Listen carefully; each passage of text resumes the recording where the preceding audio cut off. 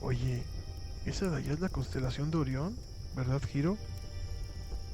Ajá, esas tres estrellas alineadas son el cinturón, y si te imaginas la silueta de un hombre, entonces su hombro derecho se ve la estrella de Betelgeuse, de un tono así como anaranjado.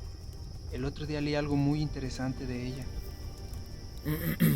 Sí, Hiro, ese comportamiento de la estrella llamó mucho la atención. Ups, perdón si te despertamos, Soren. Ah, no te apures, Milo, de todas formas me levanté por agua. Sobre lo que hablaban de Beetlejuice, tal parece que solo fue una nube de polvo, pero ¿te imaginas que lo que sea que le haya pasado ocurrió hace cientos de años y solo ahora lo podemos ver? Me acuerdo que la luz de las estrellas le toma mucho tiempo alcanzarnos, ¿cierto? Es que, no inventes, el universo es inmenso, cuesta trabajo imaginarlo, y tengo entendido que se sigue expandiendo. Sí, es cierto, yo sabía eso también, pero la verdad no lo comprendo muy bien. Yo tampoco lo entiendo muy bien, pero tú sí lo entiendes, ¿no, Soren? ¿Sabes cómo sucede? ¿Hacia dónde se expande? ¿O qué pasa? Supongo que te refieres a en dónde se expande, no hacia dónde, pero de cualquier forma no se expande en ningún otro lado, sino en sí mismo.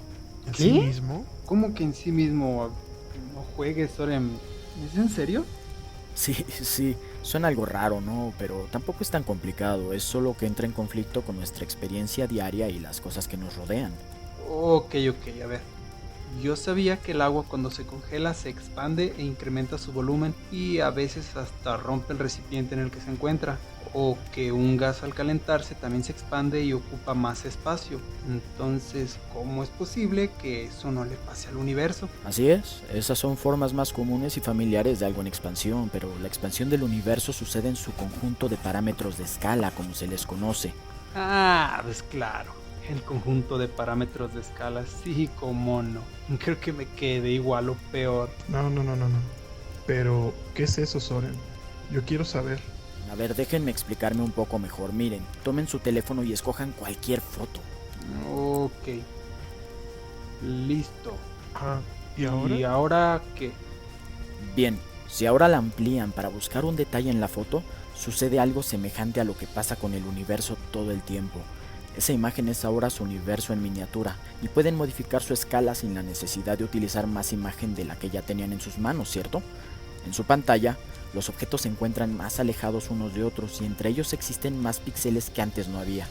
Esos nuevos píxeles sirven de analogía para el espacio que se genera junto con la expansión del universo, arrastrando consigo a las galaxias, obligándolas a alejarse entre sí y a los grandes cúmulos de materia también.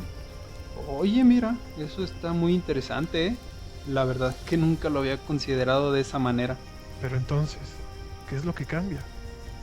Son las distancias. A escalas cósmicas las distancias se redefinen de forma efectiva y con ello nuestra percepción del tamaño entero del universo. Es un fenómeno real y medible desde cualquier telescopio en la Tierra. ¿Y todo eso comenzó desde el Big Bang o qué es lo que ha pasado desde entonces? Pues sí, pero mejor voy por un vaso de agua primero porque ya se me secó mucho la garganta y seguimos platicando.